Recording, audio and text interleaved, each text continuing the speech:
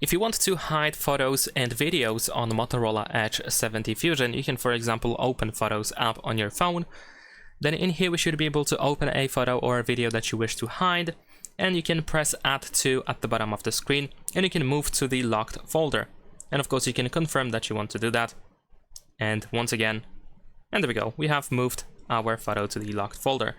What you can also do is, of course, you should be able to, for example, select multiple files at once, multiple photos or videos.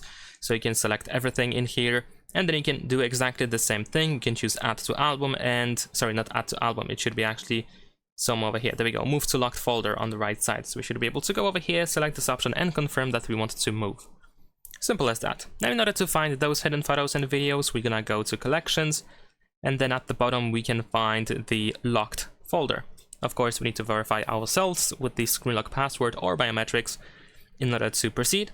You have the option to back up your locked folder, so if you want to, you can easily do that, but here we have our photos and videos that we have hidden inside that locked folder. Leave a like and subscribe.